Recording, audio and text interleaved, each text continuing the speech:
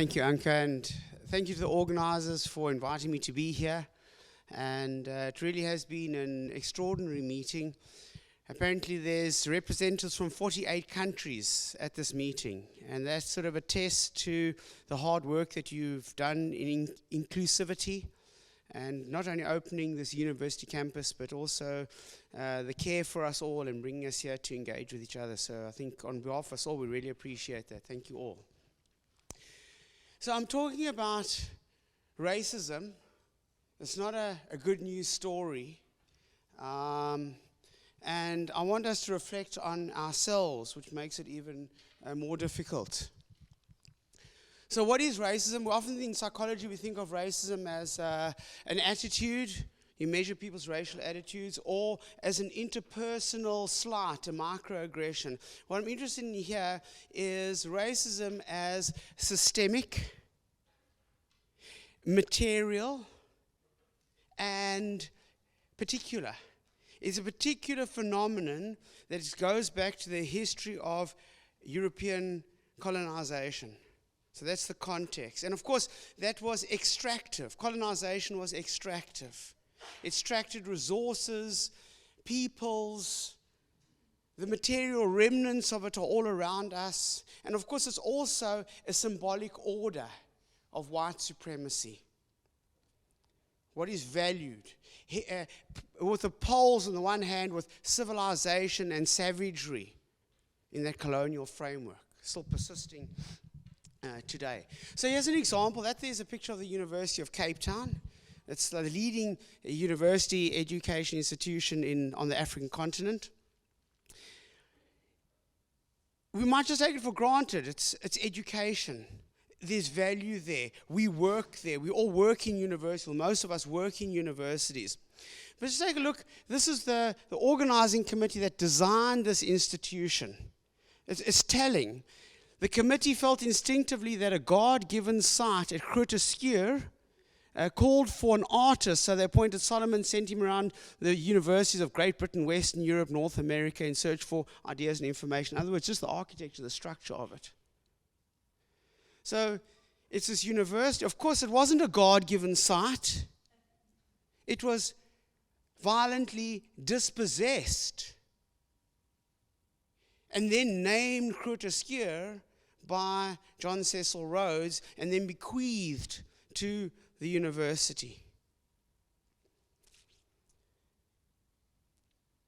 The design, the architecture, the positioning on the hill, it all reeks of civilization. Down there are the natives. Of course, when apartheid fell and young Africans came to university, they weren't happy with that. And one of the things that they insisted was that the statue that had always graced the land of Cecil John Rhodes had to be removed. And we went through a decade of fallism, removing statues, taking away those vestiges. You see, they weren't just happy to say, okay, now you can come over here and learn our knowledge. Assimilate, accommodate into this new world. No, they resisted that. And of course, fallism has spread across the world. Of course, it's not just the physical institution. It's what's happening it's the very syllabus where whiteness, racism is in. Who's teaching the classes? Whose knowledge is it? See, once again, this notion, this distinction between civilization and savagery is questioned in violent, strident resistance to a particular kind of order, an order of knowledge, an order of interpolating subjects into a particular type of world and particular way of being.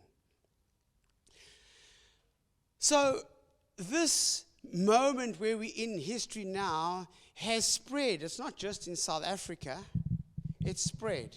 I think the Black Lives Matter movement, it caught a wave globally that something's wrong. There's a violence and there's a resistance to this violence. But the question is, whose side are you on? Are you on the side of the institutions, the establishment, or are you on the side of, we can call it a global anti-racism solidarity? Now, my guess is that most of us here are on the side of an anti-racism. The question that I want to talk about here is our discipline, psychology. Whose side is that psychology on? The discipline, the profession. Is it on that side, or is it on this side?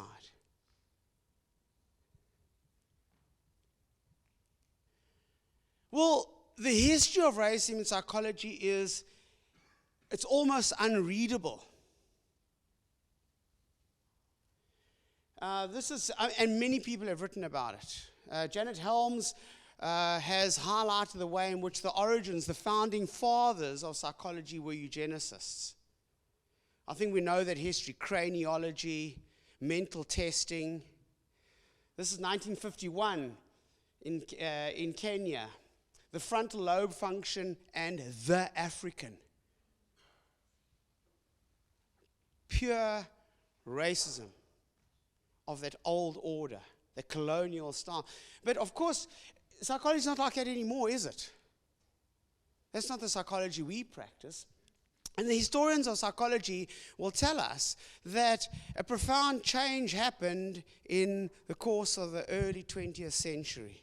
Franz Samuelson's fantastic paper, he says a dramatic reversal occurred in replacing race science with the science of prejudice. So all these truths about racial differences now became prejudice, irrational prejudice. So psychology shifted from a race science to a science of prejudice, positioning itself against racism. And surveys, this is a decade old from Inbar and Lammers. They surveyed social psychologists, and there's many of these types of studies. Most psychologists are consider themselves in the United States liberal. They're not supporting of race. And I'm sure most of us over here would agree with that. All of us. But at the same time, just the same as those students in the classroom there that I showed you earlier on at the University of Cape Town, resisting, of course, University of Cape Town considered itself a liberal, progressive institution with all this, the bastion of liberalism and transformation. So here we've got a discipline, a psychology that views itself and practices non-prejudice, prejudice reduction, anti-racism. It resists that old, and yet at the same time, we find critiques, strident critiques, calls for decolonization, for fundamental change in the curriculum, in how psychology is practiced and how it's done. Some of the key terms, the problem, there's just 3 of them, and that's just a little smattering of, I've taken these authors from the US. Epistemic exclusion, the exclusion of African, other people of color, points of view. It doesn't count. And related to that is white centering.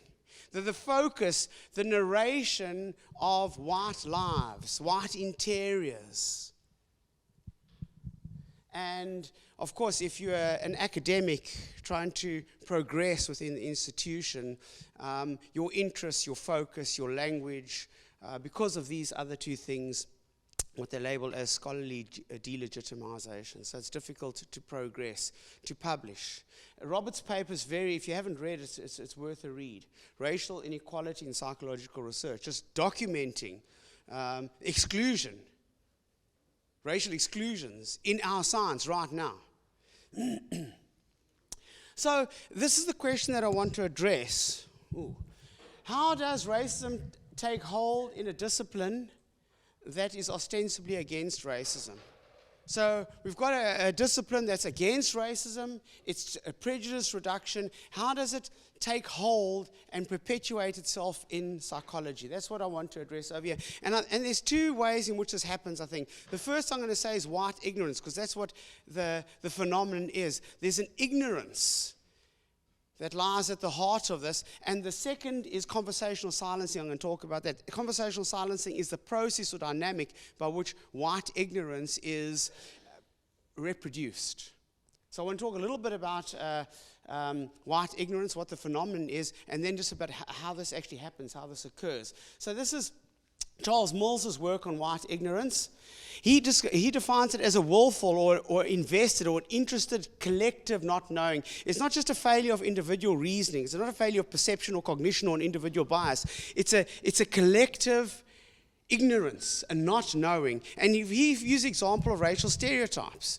The racial stereotype of African men especially as violent or savagery through this history of colonialism. It's a false belief. It hides the truth. It's ignorance. It's an ignorance of the other. It's a way of being ignorant of the other. And he describes very interestingly, this is for our purpose over here, as an absence of belief. At the heart, the problem is not what we believe, but what we don't believe, the absence of belief. And the example he uses is colorblind racism. So we focus here on, we treat everyone equally. It's actually fine. Martin Luther King example was, you can't take a man that's been in chains for 20 years, take off the chains and say, here's the start line, okay, now let's run a race. So that you understand it. So there's an ignorance there. There's a systematic and willful ignorance at the heart of this project. A refusal to recognize the legacy of the past. So that's the first thing. So we're talking about an ignorance. Now, how is this ignorance produced? How is it made? Mick Billig coined that term dialogical repression. I think that we can better call it conversational silencing. It's conversational, it's dialogical. In our conversations, we produce a silence. And Billig describes very clearly how this happens. We talk about A, not B. We talk about one topic and not another. We talk about all our equal treatment, our equality, our transformation, our progressive motives, all the good things we're doing. We're not talking about systemic inequality, the ongoing inequalities, exclusion of points of view, the difficulty of progressing in the academy, whose knowledge is in textbooks. We're not talking about that. So it's like the elephant in the room phenomenon. Just because you're not talking about it doesn't mean it's gone away. You might have been at a funeral and heard a eulogy of someone that did something notoriously bad, and it's all this good talk, but actually everyone knows that, no one's talking about that. So as we avoid something, we actually keep that thing alive. I mean, and that there's a well-known phenomenon from psychoanalysis. But he also says it covers its own tracks, silencing. So you get these routines of silencing where you don't even know you're doing it anymore. And look, there's these methodological injunctions. Isn't that a beautiful methodological tool? It's not like R, it's a different type of methodological instrument. He says, if we want to uncover the assumptions of our time, we must try to notice beliefs that are generally used but not defended because they are generally left unquestioned. He's got a wonderful book on banal nationalism. He says nationalism isn't kept alive by people waving their flag for their countries. No, it's the banal way. He says these flags are like on sport and TV. Here's the flag. It just hangs over there in the distance. No one's waving it. It's just in the background. It's just become routine. But it installs nationalism into populations and places. And the same kind of thing we're going to talk about here, about racism, becomes that unwaved flag. Okay, so here's a couple of examples of conversational silencing. I'll go through them quite quickly. This is first a very stark one. Of course, we know the alliance between the Nazis and Hitler and the church. How is it possible? Irving Staub's fantastic book, The Roots of Evil. It's an old book, I think 1989 it was published. This is a quote from him, 1939, more than a year after Kristallnacht. So in other words, anti-Semitism and violent anti-Semitism was like sort of alive and well, it was happening, high-ranking function in the German church praised Hitler for improving the morals of German youth who drank, smoked, and engaged in debauchery until Hitler came along. So can you see, talking about this, not about that. We're talking about how good our morals are.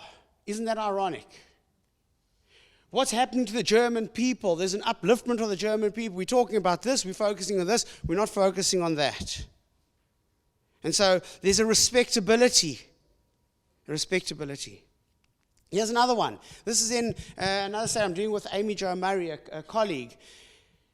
We've done quite a bit of work on domestic labor. And it's about women. Maids and madams, between women. Interesting absence. Who's missing? You see who's missing? It's men. And now we're getting to the topic at hand. And here's a proposal. The culture of racism, that's what this talk is about, operates in psychological science as conversational silencing produces white ignorance. So we've got this conversation, we've got this mechanism talking about this and not this. And as we do that, we're producing some type of ignorance about what's going on. So we can carry on in this little bubble. So where to look for evidence? There's Billig's methodology. We look at beliefs that are generally not defended because they're so good. We don't have to defend this. It's so good. That's where we've got to look. At all the good stuff. At all the progressive stuff. That's where we've got to look. Not at the eugenicists of the past. We don't look there. We look at all the good stuff. And so there are two bits of good stuff that I want to look at over here in this talk that's in psychological science, that's central to it. And the first is this inclusivity.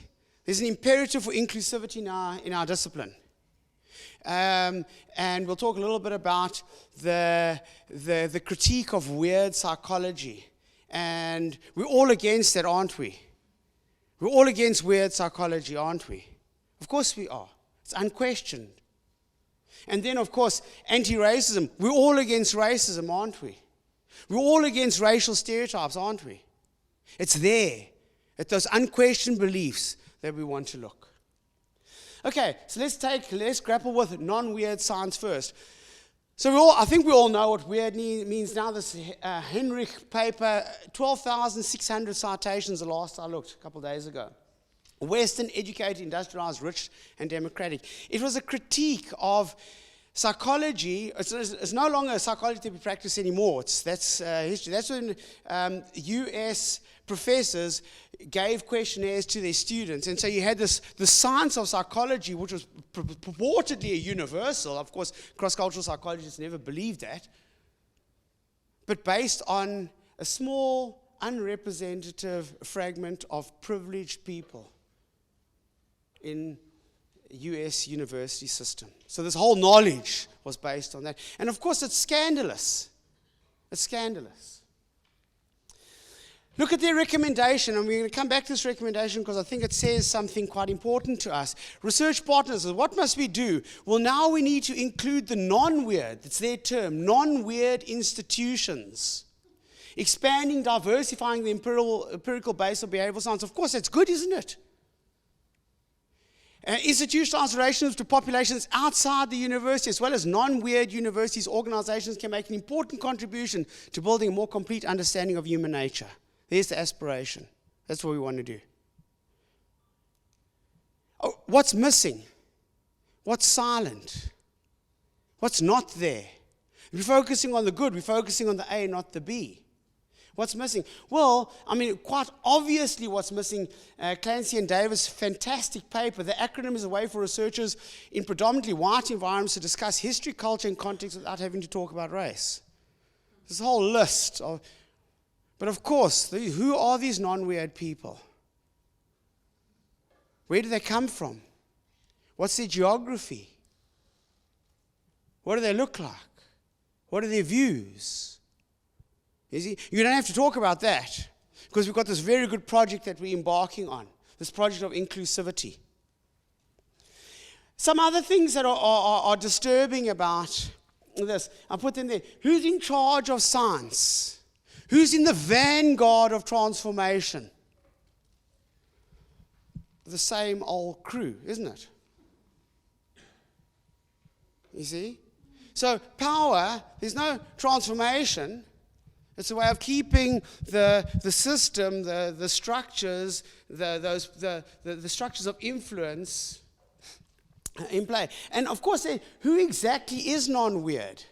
Can you think of anyone that would take ownership of being non-Western, non-educated, non-industrialized, poor, and undemocratic?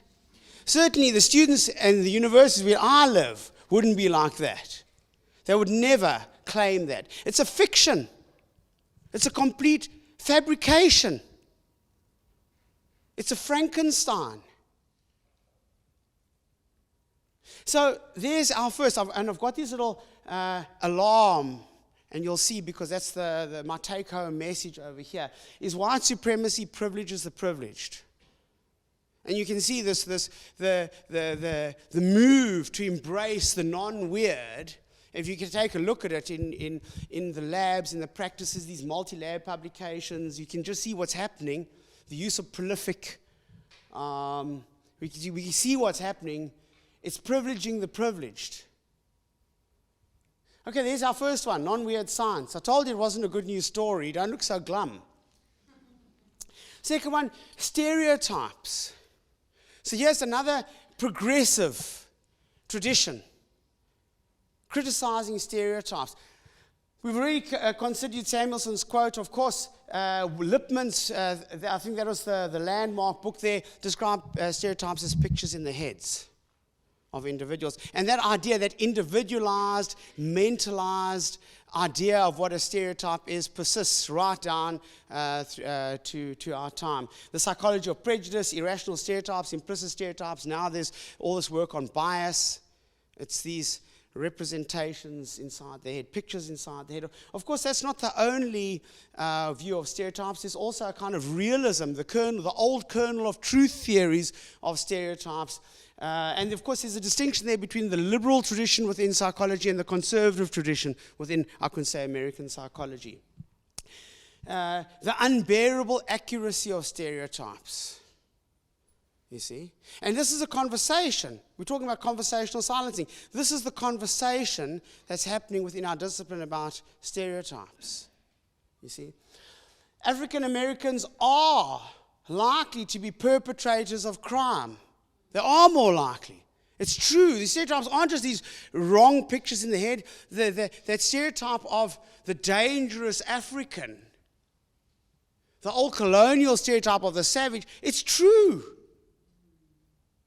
And so then there's this debate between, and you can see it, a lot of the social psychology in the US is enchanted by this distinction between liberals and conservatives. John Dixon, talking about this debate, suggests that to ask meaningful questions about the relationship between stereotyping and social reality, we need to consider stereotypes in their wider discursive and historical and political context. You see, that's what's missing. It's the context, it's the world, it's the system, it's the materiality, it's the history that makes them true and puts those pictures in the head. And here's a very good example of that. And there's my little flag. You'll see it over there. White supremacy aligns the history of race inequality. It just like skips that out. Are they in the head or are they really true? But actually the systemic racial equalities is missing from the picture. And here's a quote from Frantz Fanon, talking about the colonial condition.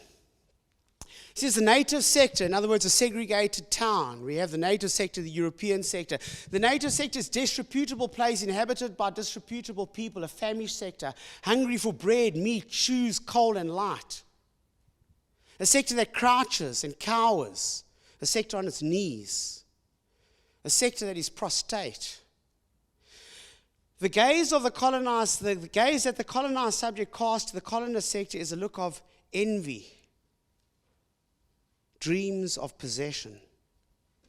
Do we see there the origins, the structural origins of this notion of the savage, dreams of possession? So when the students come in and kick the white professor out the classroom and say, class over, we no longer want this. We'll no longer tolerate this. Pull down those statues. You see, we have to understand that tendency or proclivity towards violence or disruption, not in terms of a picture in the head of a racist, nor in the terms of, oh, this is reality, this is what they really like, but we understand it in terms of the systemic conditions that make the stereotype true, that produce it. And this is what is elided. You see there, the white supremacy elides the history of race inequality, the kinds of conversations, the way we're thinking about stereotype, prejudice reduction, racism. So anti-racism. And John DeVilliers is a fantastic writer. I love his work, and it's not about him. It's about the conversational silencing. It's a discourse. It's the language in our disciplines, the way we think about things that silences. You might have heard this if you've done any work on racism in psychology. Once upon a time, black Americans were subject to blatant, hostile, old-fashioned racism, but unprecedented change in race relations. Dramatic reversal, what Samuelson said. It's a narrative that we bought into. Big change happened. Civil rights movement, big change. Now has changed the nature of racial attitudes. And so there's this whole focus on modern covert hostilities. So what it does, firstly, is white centering. Once again, it's all about white people's attitudes. The white lives get narrated once again. And of course, if we have to ask George Floyd's mother what she thinks about that claim, I think we know that she would reject it. Well, so did Colin Leach. Formal expressions of racism, if you are black in America, in the US, that narrative doesn't wash. But these are conversations, these are ways in which we read the textbooks, we train our students, we bring them into a conversation, a way of thinking. That what does it do? It produces and perpetuates white ignorance. It creates the silences. And of course, prejudice reduction. The past decade, it's a monumental review of prejudice reduction work. This Betsy Paluck's. The last decade has seen rapid growth in research that evaluates methods for reducing prejudice. And she describes most of them as light touch interventions. Mentalizing as a salve. And of course, it's not just in research, it's also in application. This is one great way in which you can make a living as a psychologist. You run prejudice reduction or diversity programs in institutions. There's a huge demand for it. Let me give you an example of a light touch intervention that uses mentalizing as a self. Imagined contact. Imagine yourself, close your eyes, imagine yourself going down, sitting on a park bench, and someone of a different race comes and sits next to you, and you have a very nice conversation. Imagine contact. And you know what imagined contact does? It reduces your prejudice. Can you imagine telling a child in apartheid South Africa, a black child, imagine going to school, imagine getting an education. You see, it's mentalizing as a self, as opposed to changing the structures that exist. Of course, there's another consequence of this. Steve Wright, it leads us into a trap. Prejudice reduction leads us into the trap that so many members of advantaged groups seem to fall into, assuming that because interpersonal interactions across groups are convivial and warm, that intergroup inequalities are either gone or acceptable. Oh, we're getting along so well. It's all okay. And you can see how these prejudice reduction interventions, these diversity training helps to support that. And of course, it's not only for the advantaged group that benefits from this, but also there are also effects for the disadvantaged group. There's a lot of research in what they call the sedative effect of contact. When you have minority groups that are the victims, targets of racism, having nice contact, their desire to change the system actually disappears. So it demobilizes resistance. And there's another one of our flags over here. White supremacy demobilizes resistance.